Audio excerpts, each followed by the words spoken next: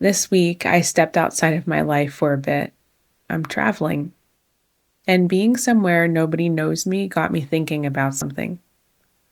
Who do you become when nobody knows you? Leaving your everyday life can introduce you to another version of yourself. At home, every object reinforces who you've been, but travel interrupts that identity. There's a sort of magic in the distance from your home life that travel creates, and that's what I want to explore today.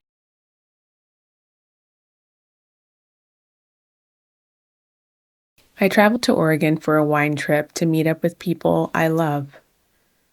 I arrived before everyone else, so I had a day in Portland completely by myself. And then it struck me. Every decision I would make today would be completely for myself. From where I ate to where I went and how long I chose to linger at each stop. In that moment, I could genuinely think about what I actually wanted. I went straight from the airport to brunch because I just love brunch. Then I went to Lansu Chinese Botanical Gardens where I sipped tea and sat with the water lilies and lotus. I felt no guilt for following my own rhythm.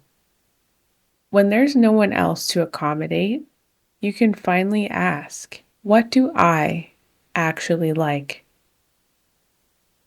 There's something strangely freeing about being somewhere where nobody has any context for you. They have no idea that you never wear red, that you feel the most uncomfortable and exhilarated you have in years. To them, you always wear red, and you always have. And will you please just take this menu so I can go seat somebody else? Nobody there is surprised by this version of you. Nobody's going to say, since when do you do that? Nobody's going to remind you of who you've historically been.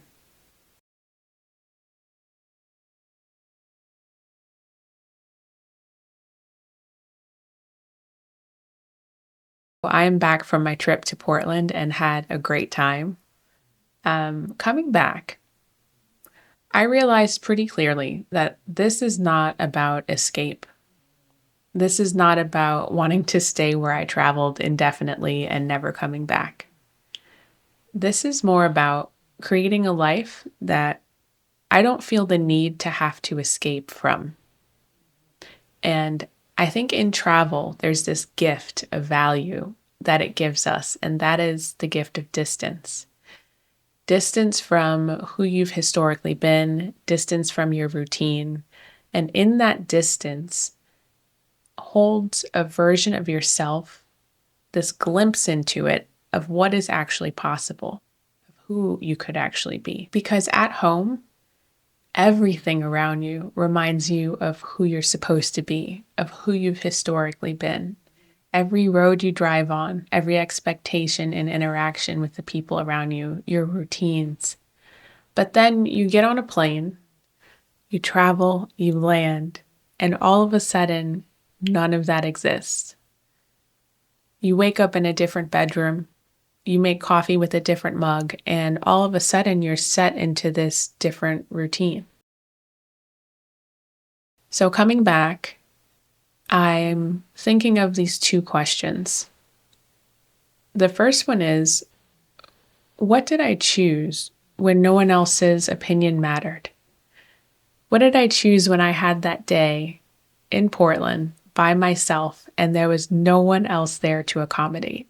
The second question is, what part of this travel, Danielle, of this temporary life that you live when you go on vacation, did you want to bring back with you?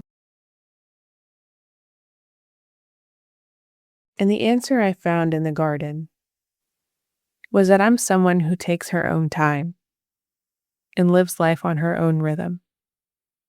I'm a person who stops to experience life, not just to photograph it or comment on its beauty, but to really see it, not rush through it. I'm a person who likes slow mornings and loose schedules. I love a quiet environment and a sense of calm throughout my day. In real time, I am discovering who I am and can be outside of being a CRNA. Not reimagining it as this lofty dream, but as actual reality. And I am keeping this list, the things that make me genuinely happy, close by as I continue to figure out how to rebuild this life into something that I love, into something that needs no escape. Maybe the goal of travel isn't to dream of staying there, but to find a version of yourself you like most and bring her home with you.